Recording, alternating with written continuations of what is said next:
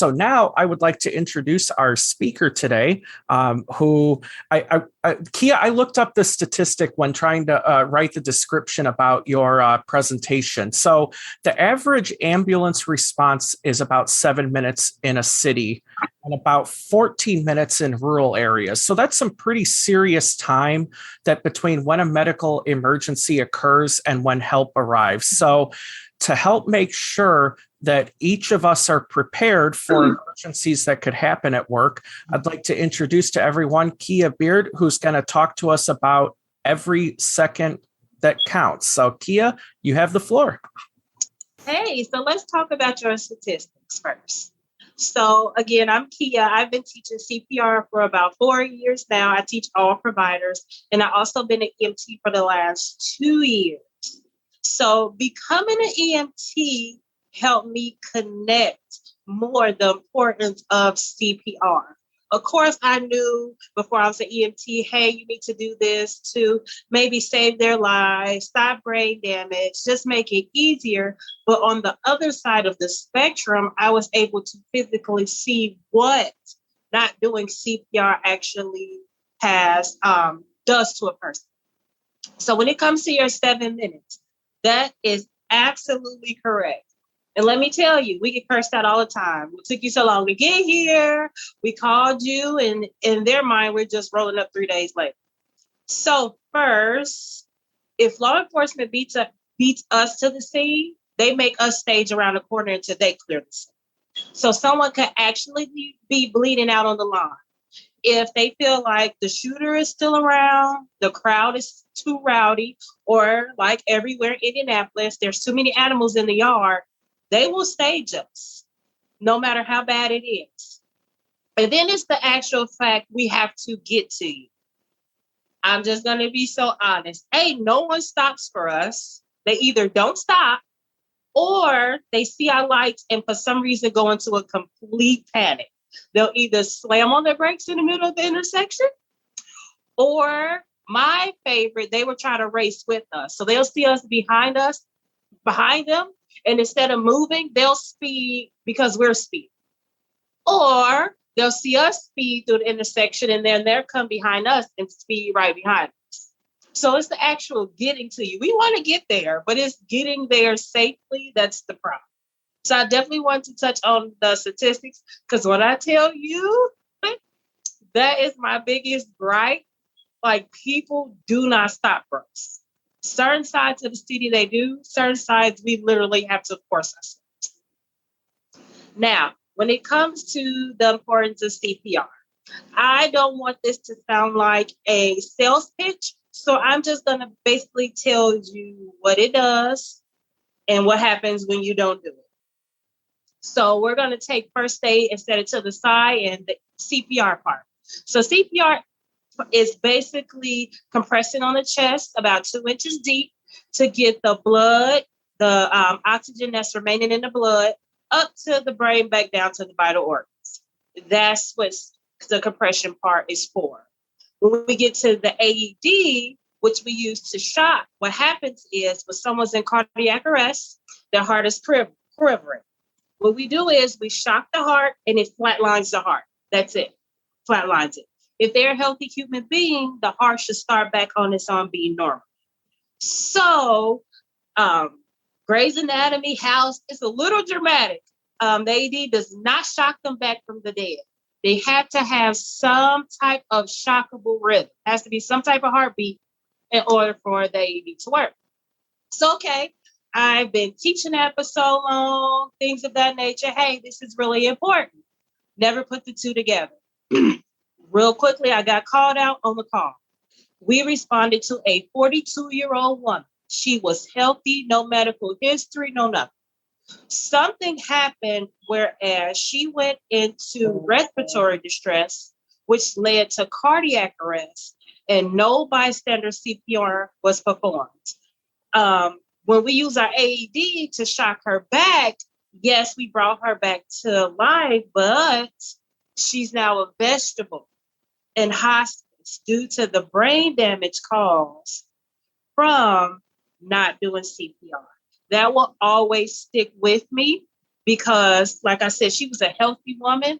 The way it affected the people around her, her family, and her quality of life. So that is why I constantly do what I do, especially with my family. We're all grown here. When it comes to my race, blood pressure and diabetes and stroke is on the all-time high. And guess what? Everyone on my father's side of the family has all those things. So that's why I wanted to get into the first aid part, where it's, hey, I need to know what's the signs when something's going wrong. Because usually you miss the signs, and once it goes wrong, it's too late. And nowadays, again, like I say, I hate to say it, but nowadays we have grandparents raising grandchildren. We have kids watching their siblings because mom or dad can't afford childcare. So they're at work all day. Taking all those scenarios, born in a one parent household where my sister had to watch me, temporarily growing up with my grandmother who had all those conditions, that's what drives me to continue to teach the CPR and first aid. We need to have people more educated on what can happen. First, I was hearing, I don't want to do CPR because I don't want to put my mouth on people. We get that. Us at EMS, we don't put our mouth on. So you don't have to do mouth to mouth in order to do CPR. Oh, I don't want to do CPR because what if I hurt them or break something? We hear that a lot too. Well, not to be insensitive, but they're already dead. You can't make them deader. That's what we say all the time. You can't make them deader. And then here's what we know. In the state of Indiana, we have the Good Samaritan law. Good Samaritan law says, hey, if I act in good will and he or she is unresponsive, I can't get sued, no matter what. I try not to go off on that because it hits personal, because I've witnessed so many things happen. It's so many people who will still be here if someone did act in those 7 to 14 minutes that it takes us to get there. Do you have any questions about that? Anyone? When it comes to the workplace, it's not so much what we've been seeing when we reply to or respond to these companies. It's not so much the company's fault that whatever accident took place. We have people who's coming into work who was out all night. They're tired. We do have functional alcoholics. We have people who are going through so much at home that they put it all out on the table when they get to their job and they're focused off, and that's when the accident happens. And what we notice is everyone sues for everything. So I tell companies all the time, no matter what you do, even if you do not go to a certification class, at least learn the basic skill. So when the family or friend comes to you about what happened on your grounds, you can at least say, I did the best I could do until we could get further help. So that's why I offer a variety of classes. I accept anyone because you just never know when something can happen. I was just in Kroger's right here on Shortridge. Just got off work, went in there to get milk. Guess what? A guy's low blood sugar went low and he collapsed in line. Only me and the officer knew what to do. Everyone just kind of stood around. They didn't know the telltale signs. They didn't know what to do or how to do it. And lo and behold, people think, oh, it's just blood sugar. But what people don't know is if it gets so low and that person goes to sleep, they'll never wake up. They'll be in a diabetic coma. So it's stuff like that they need to know. It could start out so minor, escalate into something that's critical, and then that's kind of the point of no return. Questions or comments? You look so connected. Questions or comments?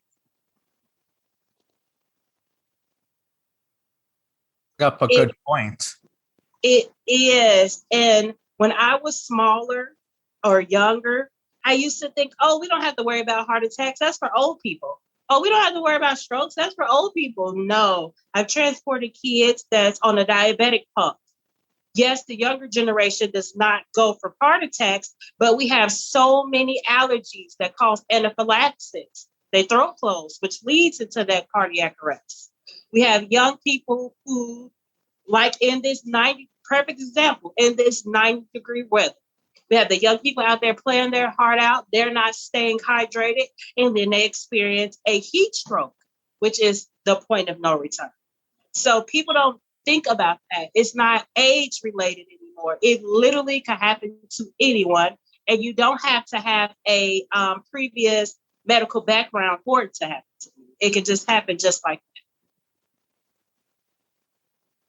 that. So I encourage anyone, especially if you're working with the public of all ages, even if you have technicians that go out, even if you have someone come to your office, at least have 1 to 2 people who is CPR trained in the first aid kit.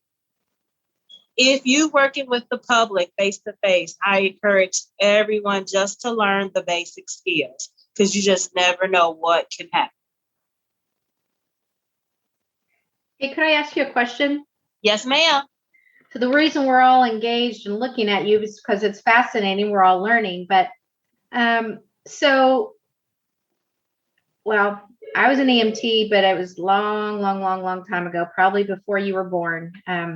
Back in 1992, I took a job as a sales rep for. I was born a few years. Thank you. All right. I took a job as a sales rep for emergency medical products. So I sold bag valve masks, ventilators, portable ventilators, and the Laerdal kits and all that. So I went and got my EMT license so that I could, learn more about walking the walk and talking the walk. I hear what you say about the Good Samaritan law, and I remember, learning about that. But I guess what my question is you just said, and I remember this, people are like, back when we would carry these little, they're called Laerdal kits, and we keep them in our glove box, and you pull it out, and it's a real quick mask that you can blow into. Mask, so one with valves. What do you call it? The pocket mask with the one pocket with mask valve. with valve. Okay, yeah. So you said earlier, for us laymen now, because I'm a layman now, you don't have to touch your lips to somebody. And I get it, especially in a worldwide pandemic. Give us some options.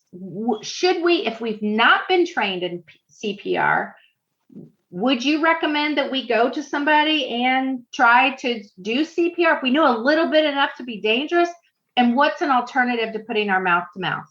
Okay, so I'm going to be honest with you. Ventilations are not important. If you don't have O2, the mouth to mouth is more important in the pediatric crew than the adult crew anyway.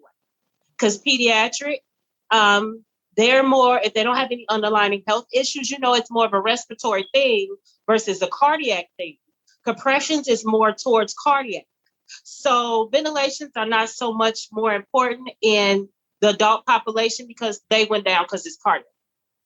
When it comes to compressions, yes, I would tell anyone, someone dropped in front of you, the easiest way to do compression is find the lower half of their breastbone, put your hand, this part of your hand right above it in the center of the chest, and press hard as fast to stand alive. Even if you have to sing on the scene, stand alive, 100 to 120 beats per minute. So yes, please do compressions, because when we do get on scene, it'll make our job much easier, and their quality of life depends on those first couple of minutes of CPR, not 7 minutes, the first couple of minutes that they drop. So I would suggest, yes. Don't worry about breaths. We don't do it. Breaths, we only blow out about 21% anyway, O2. And then when we do mouth to mouth, they get 19. So in adults, honest to say, if it's not connected to our O2 tanks, it really doesn't do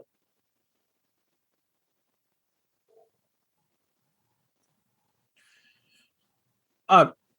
Kiya, what are some of the most common medical phenomena or conditions that happen to people where they experience a medical emergency? Like what are they doing when it happens? No, what are some of the most common reasons? For example, someone standing in line at the store drops on the floor. What are some of the things that we should be looking for? Oh, stroke. Stroke is number one because people's blood pressure is all over the place. Aneurysms. Aneurysms is really big because that's the blood vessel in your head that could bust at any time and it will drop them. Diabetes is a big one. Diabetes is a big one.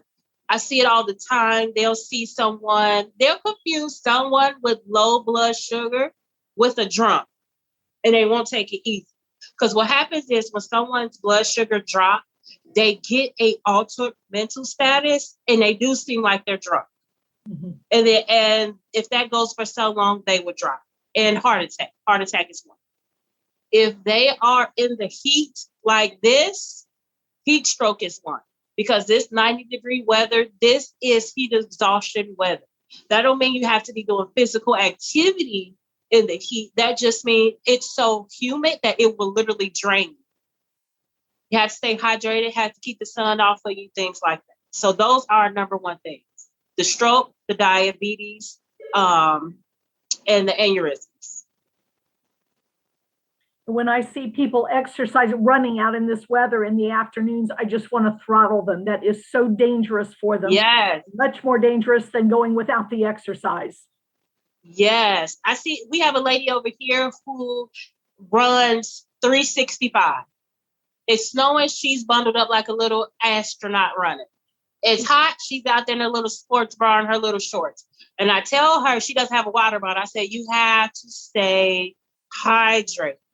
Because it's not much shade where we stay at, not in the front yard. Everyone cut their trees down, so it's more in the back.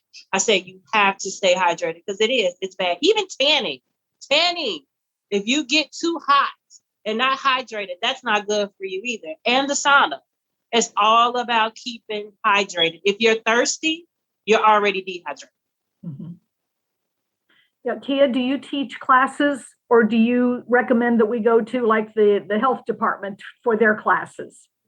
Oh, yes. I teach classes at my facility in Cumberland, Indiana. And I also go to a lot of places to teach on-site classes for their staff or their community. I've been to churches, something like that. I've been to a lady's house because she was watching her disabled nephew.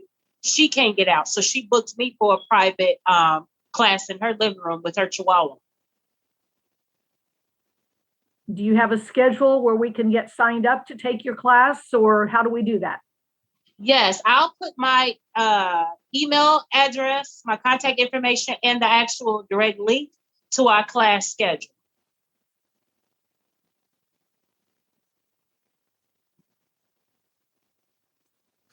Kiya, you mentioned that people don't know how to yield for an ambulance with the lights on.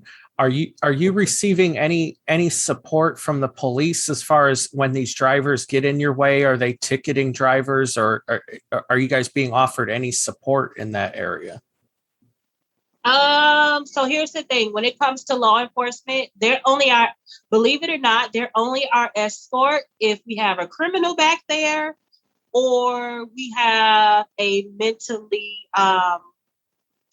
mental person back there who's high risk as far as being violent towards us. Because believe it or not, we can't restrain.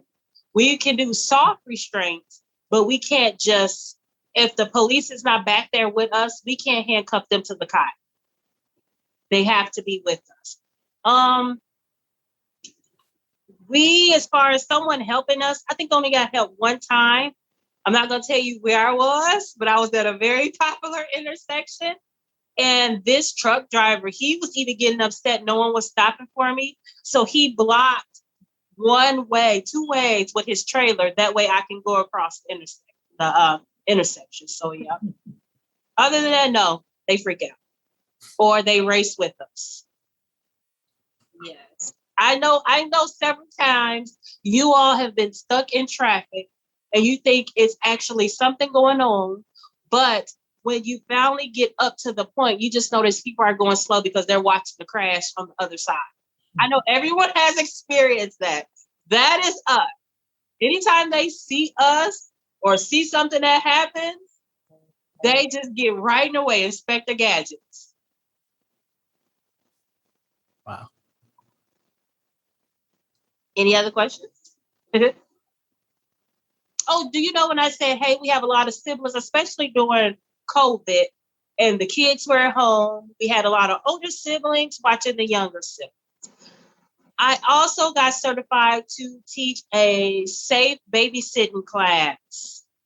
And they will send their teams through there. I teach them how to babysit safely, how to baby-proof the house, and pediatric CPR first aid, changing their pampers properly. I actually teach a safe sitter class for them as well. Nice.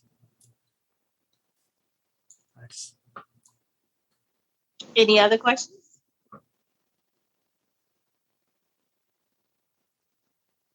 No, looks like we're good. Everybody's smiling. Well, if there aren't any other questions for Kiya, let's give her a hand for her presentation today. Thank you.